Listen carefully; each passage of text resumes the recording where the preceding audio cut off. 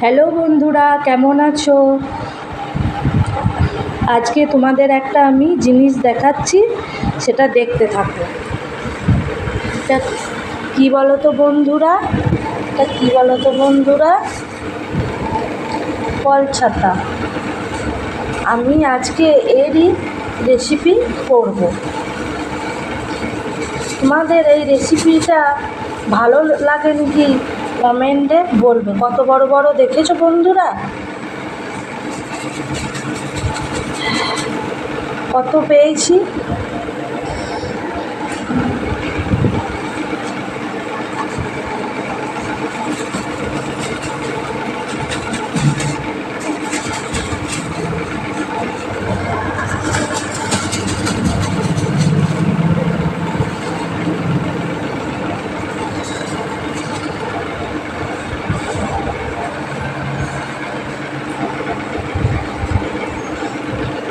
এই এত পেয়েছি, অনেক কটা।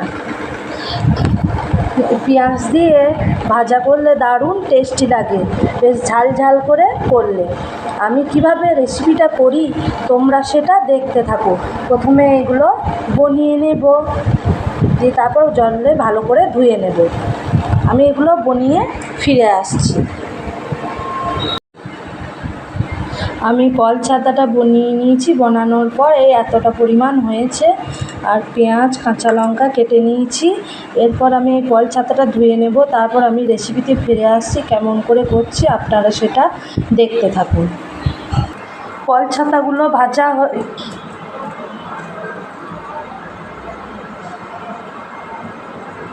কল ছাতাগুলো ধোয়া হয়ে গেছে। আমি এবার রেসিপিটি করতে থাকবো। কেমন করে করি আপনারা সেটা দেখতে থাকুন। কড়াই গরম হয়ে গেছে, এবার সর্ষের তেল ঢেলে দেবো। সর্ষের তেল গরম হোক। তেল গরম হয়ে গেছে, এবার পেঁয়াজ কাঁচা লঙ্কা দিয়ে দেবো।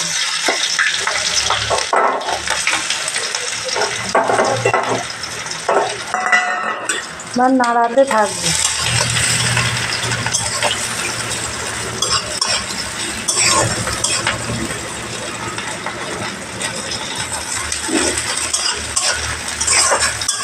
এবার নুন হলুদ দিয়ে দেবো।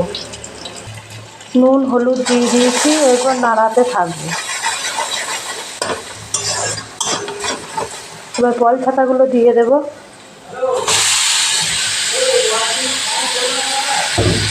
কল ছাতাগুলো দিয়ে দিয়েছি, এরপর নাড়াতে থাকবো। আর এক চামচে হলুদ দিয়ে দেবো, আর 1 চামচ হলুদ দিয়ে দেবো।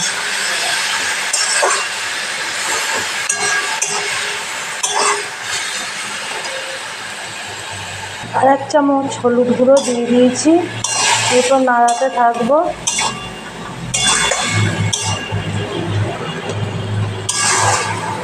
আমার এই যে একটু জল রয়েছে, এটা মুছতে থাকবে।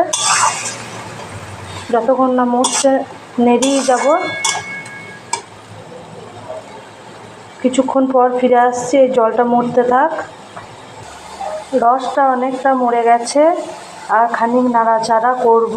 এবার আমার প্রায় কল ছাতা ভাজাটা হয়ে এসেছে, তেল ছাড়তে লেগে গেছে। আমি এবার খানিক নাড়াচাড়া করে নামিয়ে নেব। খানিক নাড়াচাড়া করে নিয়েছি, এবার নামিয়ে নেব। এই ছাতু ভাজাটা কেমন লাগলো একবার জানাবেন, লাইক কমেন্ট করবেন এবং সাবস্ক্রাইব করে দেবেন। আজ এই পর্যন্ত এই রেসিপি নিয়ে, আবার দেখা হবে অন্য কোনো এক রেসিপি নিয়ে। আজ এই পর্যন্তই, টাটা।